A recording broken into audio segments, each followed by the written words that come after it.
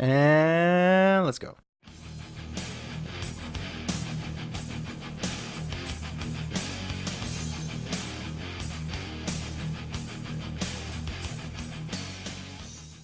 Hello, everyone, and welcome to the 13th edition of the Shootcast. My name is Fred, and of course, I am joined by my co-host, Che. How's it going, Che? Well, after watching this Raw, it's not going very well, Fred.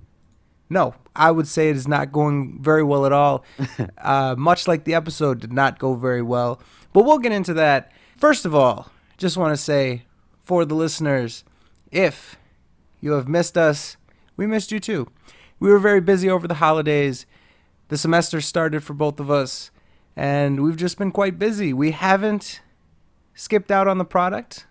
We've still been keeping current, but we just haven't had the time to collaborate with each other and get the Shootcast recorded and uploaded for you guys. So, we apologize for our absence. We appreciate you sticking with us, and we're both glad to be back. Definitely. I just wish I could say that about the product, though. No. We wish that we would have taken an absence from the product. Oh. So, let's get right to it. Raw starts. Nice little package. John Cena comes out and tells the audience that it kills him to work for two people who got their job back thanks to their scumbag whipping boy, Seth Rollins. And they continue on and brag about their return and brag about how they had fired Ryback, Dolph Ziggler, and Eric Rowan.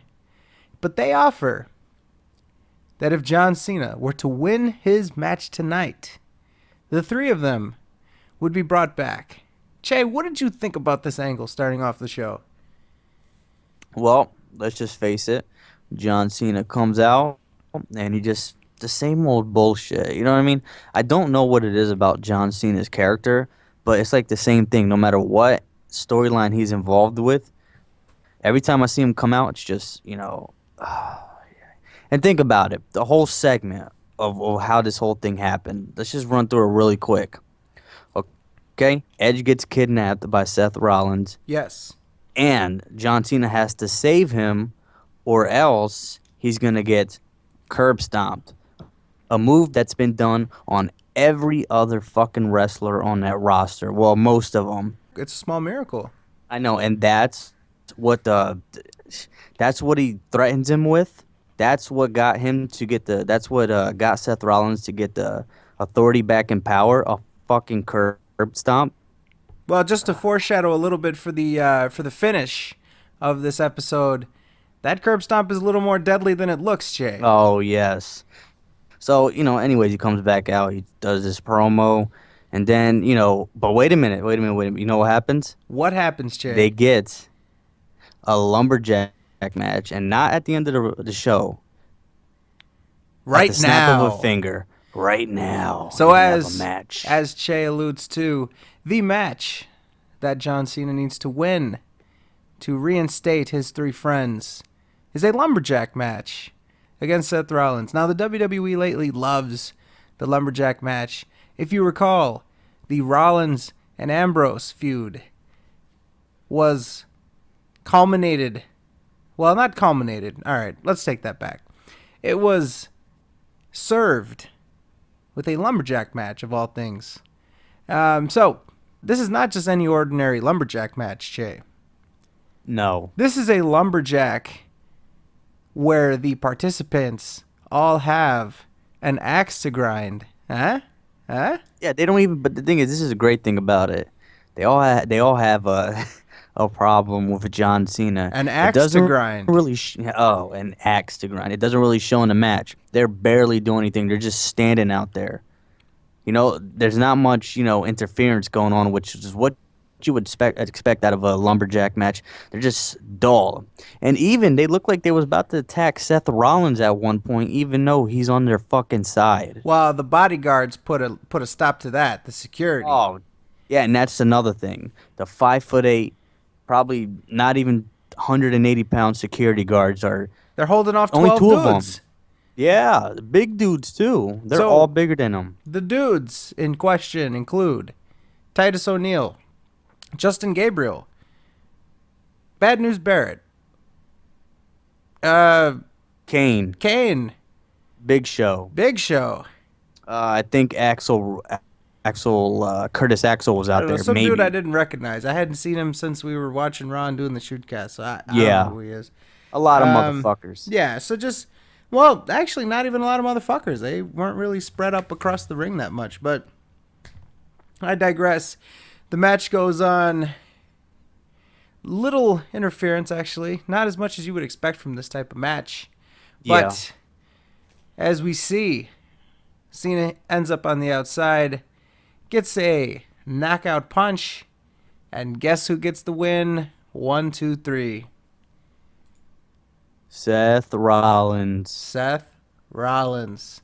So, John Cena fails to reinstate his people. But don't worry, he didn't get beat clean, so his character looks stronger than ever. We cut backstage, and we have an interesting arrangement of people. Dean Ambrose and the Usos, who, from my knowledge, have no association with each other, are both called in to talk to Stephanie McMahon. Stephanie McMahon tells the Usos, hey, no hard feelings about everything, but, by the way, Naomi's going to have a match with her hand tied behind her back. She then turns her attention to Dean Ambrose and informs him something that we all knew, that he's crazy. And he'll need to pass a psychological evaluation in order to participate in the Royal Rumble, which leads to a litany of uninspired backstage vignettes, but we'll get to that. Oh my god. The next match that I almost fell asleep during, The New Day, featuring Big E versus Cesaro and Tyson Kidd, featuring Adam Rose. Jay, tell us how you felt about this match. Honestly, I honestly felt like that match was a trazodone pill. And if anyone doesn't know what trazodone is, it puts you to sleep. I just can't get excited for these people. It is ridiculous. The New Day, I don't like them. I don't like their gimmick. I think their gimmick is kind of offensive when you look at it. I mean, you got, like I said before, you got the one dude in the promo shining the other guy's shoes. Yeah. But you have Titus Kidd and fucking Cesaro. Yep. What the hell is that? You could tell that they were just like picked up out of nowhere. All right, you two are gonna be a tag team, and apparently last week, which they showed, okay, these two come in and beat up the New Day, but no, they were dressed up in fucking body suits. What the hell is that? I'm not sure. But anyways, it's just So, if we're going to have a tag team named The Ascension, I would rename Cesaro and Tyson Kidd The Descent, because they are going nowhere fast. In fact, they're going straight down. So let me tell you something. The only thing worse is if not being on roll at all. That's like the bottom. I mean, the most bottom you can get on a fucking card. yeah, for sure. So we end up with a stomp from the top rope from Woods, and we have a pin. The New Day rolls on another day. Oh my god. Big Show comes on out. You're damn right. Damn right. And he says that all of these people that are chanting boring at him are losers, and that they all see the new guy at work and they think to themselves, this guy's here to take my spot. How can I sabotage them? How can I cut them down and ensure my own survival? He then goes on to talk about how he, on his first day, won the heavyweight title from Hulk Hogan. But wait, who comes out, Che? Roman Reigns. No. Roman Oh, Reigns. okay, Triple H voice. Roman Reigns. So here comes Roman Reigns. Mm-hmm. And he tells a story Oh my god. about Jack Oh, and the beanstalk and how he's yo. going to get the giant with his magic beans. He's going to have an ascension of his own, climb the beanstalk, and he's going to kick that giant's teeth down his throat. Honestly, at this point, I don't think there's nothing you can do about his freaking charisma and his promo cutting. I don't think he'll ever get better. Believe that. Yes. Oh my god. So we move on. Roman Reigns. Sorry. Uh-huh. Roman Reigns versus Luke Harper. An interesting match because I'm not sure why they're sort of putting these people together. I don't know, man. It just seems like, It's a mixed match. yeah, there doing was a whatever lot they of can. weird arrangements of people. And, you know, when they're in between pay-per-views, they often have weird arrangements of people. There was a weird arrangement later tonight, but we'll get to that as well. I don't know. Stupid match. Ends up with Show running in, attacks Reigns, hits him in the back, scoop slams him before screaming in his face and knocking him out. The winner, Roman Reigns. Oh, man, sorry. Roman Reigns wins by disqualification. Awesome. We go on. Alicia Fox versus Naomi with Mm-hmm. one arm tied behind her back. Now, Che, something that we noticed Yes. right away. The announcer, or sorry, not the announcer. The referee. The referee made an announcement of his own that he was going to grab on that ass. I mean, he was. he was not being subtle. He was not being careful. And he was not being very gentlemanly.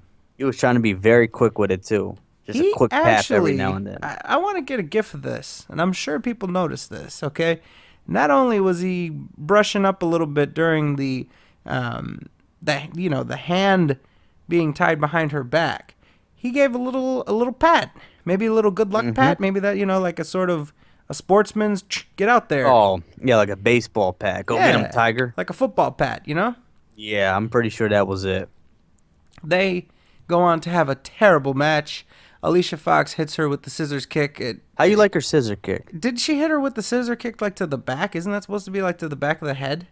Yeah, but I think I don't. Whatever. Remember one time she did the scissor kick and tried to pin somebody when they were on their stomach? And Oh, that was she yelled funny. at the referee to count it? Yeah, that was funny. Nah. Anyways, Alicia Fox wins via scissor kick. So, Awesome. we cut back, and Dean Ambrose, who is crazy, is talking to the psychologist. And he wants to do some word association with pictures. The first time that the picture is shown, Dean Ambrose Sales Thursday. A nice reference to the SmackDown promos that have been airing recently. Horrible. The doctor shows him a picture of Triple H, and he responds, irritable bowel syndrome. That's the best you can come up with supposedly somebody you fucking hate, and you're supposed to be crazy, and all you say is irritable bowel syndrome. Well, I gotta be honest, when I first heard that, I thought he said Down syndrome. That would have been. That probably would have got him in trouble, but it would have been funny. Yeah. Yeah, that would have got him in a lot of trouble. Not just with the staff either, with the fans. So, moving on, a picture of Seth Rollins elicits the response of scumbag. Yes, awesome. Oh my gosh, dude, that just hits Seth Rollins right in the heart. Scumbag. Oh jeez, that's horrible. Next, of course, Roman Reigns. He says, brother. Mm-hmm. The next picture of Corporate Kane, he yells, toothpaste, in reference to Dr. Isaac Yankem, of course, Kane's old gimmick. And we move on to Jim Duggan, where he gives a hearty ho. And last but not least, Che, how Yay. about a picture of Stephanie McMahon. Ho. Yeah, very clever. Very Oh my clever. goodness. Just another instance of Stephanie being called a hoe, even though it's pretty much, you know, The indirect way of calling her a hoe. well, a pretty direct way of calling her a hoe. It's Yeah, just, but it's pretty much accepted that Stephanie really didn't mess around with the boys as it was. She just sort of hooked up with Triple H, and that was that. So she ended up marrying him and having kids. So I don't know, the whole thing. I really don't remember know. The Rock? Remember when he used to say it? I mean, The Rock says that about everybody, especially all the females. know. You know, he treats them all like hoes. Remember, he told Lillian she wants the people strudel, and he pulled up his pants. Anyways, she gets called the hoe for the 70th time this year, and that's interesting because it's just 2015. So, we move on. Jey Uso, accompanied by Jimmy Uso, versus The Miz, accompanied by Damian Mizdow. Now, Your favorite gimmick. my favorite gimmick. And what was interesting tonight is that Mizdow was actually given the opportunity to speak a few lines. And I know, don't believe right? he's spoken for the past 6 months. So that was interesting. Maybe they're getting ready to separate them. I know, right? They keep pushing this gimmick where it's like Miz raises his arm and they all boo, and then Mizdow raises his arm and they all cheer. Like, it's, I won't lie, it's an interesting dynamic for a tag team, at least, that one is universally despised and one of them is universally dick sucked. But I just think that the sooner they end that gimmick, the better. It's just ridiculous. I don't like it. So, anyways, ridiculous match. Mizdow doing his fucking garbage techniques where he, mimics whatever Miz is having done to him or that he does. Who gives a fuck? The match ends as a distraction, of course. There's a tug of war before Miz breaks free, uses that distraction to hit Jey with his finisher, the skull crushing finale, and gets the win. Your winner, The Miz. Yay. Moving on. Daniel Bryan comes out to the ring, cuts a promo about the last time he was here in New Orleans. He won the WWE Championship.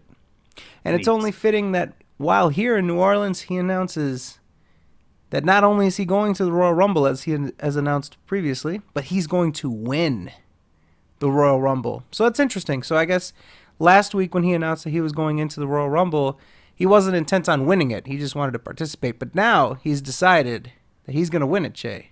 That's very funny. Now he's going to go to WrestleMania, and he's basically going to do a repeat of what he did last year. Yes. Possibly. Depending on how SummerSlam goes. But we'll get to that on the SummerSlam preview show. So, moving on. He cuts the promo about how he's going to win that. And who comes out? Stephanie McMahon. Stephanie McMahon tells him that he should take her gift, a DVD of her fitness instructional. He tells her that he doesn't want it. She cuts some clips of how he was being tombstoned onto some steel steps by the then still masked Kane. And what did you think about those vignettes in this promo entirely? What did you think, Che? The vignettes? The vignettes and Well, the promo.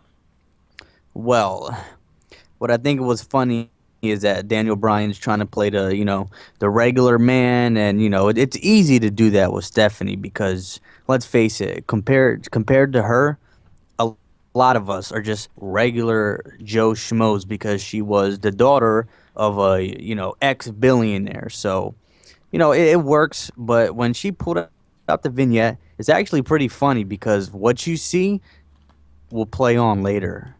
Yes, it will. Yes. So, after that, Kane comes on down to the ring. Bryan tries to kick him through the ropes, but Kane pulls him through them. That was whips funny. him into the steps. picks him up for the tombstone, but Bryan shoves him into the ring post, punches him a bunch of times with some of the worst punches I've ever seen second worst punches I've ever seen in the WWE while someone is on the ground. The referees try to pull him off of Kane. He jumps into him with sort of like a suicide dive. More punches. Kane is helped up to his feet, shoves the reps away from him, and he retreats as Bryan starts the yes chant again. Now, what I was thinking about this entire segment, this entire spot, was what the fuck are they doing with Bryan, dude? They're whipping him into stairs. They're having him jump into like a barrier. They're risking that he can get injured, and they're wasting him on something so stupid. Trivial, just a Monday night, basically a promo. Him doing a little brawl with Kane. Exactly. When he's supposed to be going into the Royal Rumble, and they probably have him at WrestleMania. Save him for that. What is this? What is this gonna do? Like until I see Bryan get back in the swing of things, I'm just gonna assume that he's fragile. Oh, of course, dude. Neck surgery? Dude, it's coming back. Just that Stone Cold, dude, coming back from that, he is very fucking fragile. And the thing is, they're gonna have him do this stupid little shit. Like, whatever. If they just got in a brawl and people had to break it up, whatever. But this motherfucker's getting whipped into the fucking steps and shit, getting thrown around, and I'm like, ugh. Seth Rollins backstage bragging to J&J Security, the two chuckle fucks, about his match tonight, how he beat John Cena. Brock Lesnar comes to confront him. They have a Wild West stare down for approximately 3.5 minutes. And basically the result of that is that, well, you may be the future, Rollins, but that starts when I say so. Ooh, he finally said something. It's not Paul Heyman speaking. My client. He broke his vow of silence. I know. Maybe they paid him a little more so he can actually talk this time. I don't know. Maybe it's a pivotal performance by Brock Lesnar tonight. What do you think? He gets a speaking bonus? He gets paid by the word. Wow, cushy fucking job. No, it's better than getting paid by the wink. Ah. So, we move on. Brie Bella, what's with the accompaniments tonight? Brie Bella accompanied by Nikki Bella versus... And I just want to say, Fred is a huge fan of those pants. I hate those fucking pants. Dude, like, if you're trying to be revealing, why are you going to wear fucking stupid fucking pants that look like they're melted? It looks like these fucking latex pants were left out in the sun in the summertime, and that they're melted. It's terrible. She's an individual, Fred. Yeah, she's over there fucking tying a fucking flannel shirt around her waist like she's fucking Kurt Cobain or some shit. Fuck out of here with that grunge bullshit. So anyways, Brie Bella accompanied by Nikki Bella versus Paige accompanied by Natalya and Tyson Kidd. Tyson Kidd pulling double duty tonight, man. Look at that. Lucky motherfucker. Moving on up. So, lucky. Some knees into the face, drop kicks her for 2, slams Paige onto the mat, applies the chin lock, comes up for some kicks. Brie charges her. Paige kicks her in the chin, goes for the roll up. Kidd jumps up on the apron. Ref stops his count. Brie uses that distraction to roll Paige up for the win. Then Paige rolls outside and slaps Kidd in the face. Paige, we're all rooting for you. Winner, Brie Bella. Now, of course, this would not be Raw without roll-ups, count-outs, and DQs. So, let's do a fun trivial match, trivial question for our listeners. Has there been a clean Divas match other than Natalya versus Charlotte, which was also pretty inappropriate? Has there been a clean Divas match finish? You want to know what else is funny about this? What are they doing with Paige? I don't know. They're saving her until AJ leaves. Oh, poor fucking girl. We're all rooting for you. Like, they threw her on Total Divas, I guess, I don't know. I mean, she's got popularity. She's got attention. She has fan sentiment. I don't know She's working on that look. So, which look exactly, Che. Which look could you possibly be talking about? I'm talking about she's cute, but you know what I'm talking about. She's doing her squats. Let's say that. Mm-hmm. It's a part of the freaking being a diva, Part of Fred. the gimmick. Yes. Uh-huh. All You right. have to. Moving on. Your favorite tag team and mine, The Ascension, versus two guys that they plucked out of the audience. This was the worst thing of the night. I hate these motherfuckers. First off, they're just trying to shit talk every popular legendary tag team. That's And what right. do they got to show for it? They go out and fight 110-pound midgets. This is the second time they've done this that we know of. Sort of reminds me of like the Andy Kaufman gimmick where he like wrestled women. Like I think they should Yes. just fight a Divas tag team next time. I don't know what they're trying to. Are these gonna? I honestly think that they're just a satirical fucking tag team. They have to be because the gimmick so far is they come in, they talk a bunch of shit on other tag teams like the Road Warriors and shit like that. And then they go and they underproduce by beating the fuck out of some two like very small dudes, Yeah. local workers. They just throw some like 110-pound guy up in the air and that's it. Yeah. So a squash match again, of course, by these two idiots, and they suck Yes. a lot. And You I can tell just they're think, desperate for tag teams. I think the Ascension is a very ironic nickname because these guys are going nowhere. Definitely. So Dean Ambrose is in the back again, but this time the tables are turned, and Dean Ambrose is doing a psychological evaluation of the doctor. He's laid on the couch and he's in tears, talking about how his father had never hugged him and never went to his Little League games, while Ambrose assures him that everything's going to be just fine and that he's not going to go blind from all that stuff that he was doing as a young child. With some of the worst acting you've ever seen in your fucking life. He then assures the doctor that he not need to worry about the psychological evaluation, that he should just sign the clipboard and he'll be on his way. After the doctor signs it, though, he informs him that he is a weirdo, a loser, and a freak, and that it is entirely weird that he sits down when he pees. Awesome. Psychological Awesome. evaluation completed. All right. Woo! We move on. Lana and Rusev in the ring. Now, this was probably my favorite part of the Raw. How about you? It's always good when Lana comes out, but she needs to start wearing what Nikki Bella wears. I don't think they're going to do that. Why not? Because the gimmick is that she's like Yeah, an the girl intelligent, like a Russian ambassador type. Yes, like the fucking girl from like Rocky 4. Yeah, that's who she's supposed to be. So, Lana cuts a promo about how they were supposed to fight Ryback tonight, but John Cena had him fired, so they'll have somebody else. And guess who comes out? Dean Ambrose. Dean fucking Ambrose. Who's going to defend the United States from the horrible Russian? No other than Crazy Dean. Mr. Coney Island himself. Oh my gosh. Mister, I will pile drive a fucking mannequin. So, they have a nice little match. Dean Ambrose and Rusev, of course. Takes him down a couple times, sets him up with the DDT. Rusev suffers him back. Ambrose kicks him and drops him with the clothesline. Heads up to the top. Connects with the diving elbow for two, a la Macho Man Randy Savage. Ambrose grabs his knee and slams him. Or sorry, I misread my notes. Ambrose grabs his knee and Rusev slams him onto the turnbuckles. Then he punches Ambrose's knees until the referee pushes him back and the referee calls for the bell.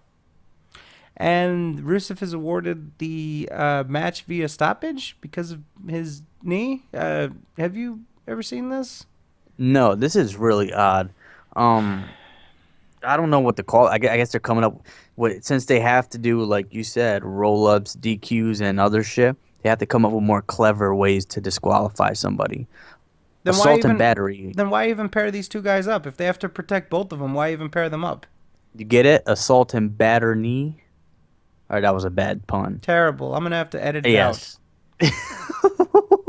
You serious? I'm gonna keep it in just for that. Yes, just keep it anyways. You know what's funny?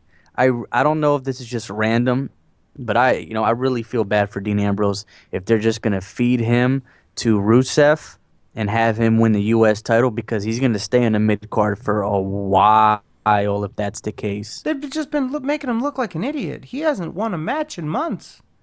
He's I just know. looking like a fucking idiot, running with the fucking TV exploding because he's just such a fucking hasty motherfucker and he makes stupid decisions. Over there talking about, oh yeah, it's fine that you're jacking off, doctor, but you'll be just fine. I'm telling you, it's not Coming with the hot not dog crazy. and mustards, the fucking it's hot dog wacky. cart. It's wacky. It's Saturday night. It's Saturday morning cartoon wacky. I think the fucking weirdest and stupidest moment that I've ever seen from him, the Coney Island shit was up there. Terrible. But him pile driving a fucking mannequin. Terrible. So anyways, Rusev hits him with the regular kick, the standard kick, the common kick, whatever you want to call it. I refuse to call it a super kick because it seems as though every single person on the roster has implemented the super kick into their repertoire of moves. Soon you'll see Vince McMahon doing it. Yeah. Yeah. Yeah. Now what you need to do, you need to hit everyone with a super kick, alright? Everyone on the roster needs to have a super kick. Yeah. Hell, I'm about to do one. I'm gonna super kick your ass. So anyways, common kick to the face while he's celebrating. Then he hits the flag. Flag comes down. Next up, the Authority is in the ring, and they welcome all three of their participants into this illustrious contract signing. Paul Heyman says that he wishes that he can take credit for this elaborate plan of Edge being taken hostage and being threatened with a common finisher.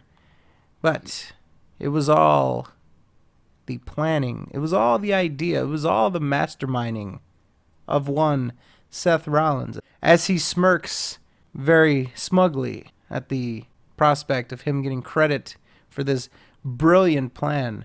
They then talk about how there's going to be some problems because Rollins can be pinned or Cena can be pinned and Brock can lose his title via those two outcomes. It does not require a pin or a submission by Brock Lesnar for the title to change hands.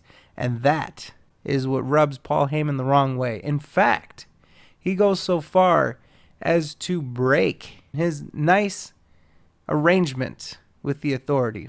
They sign their contracts, and what would you know? A brawl breaks out. Che, did you see this coming?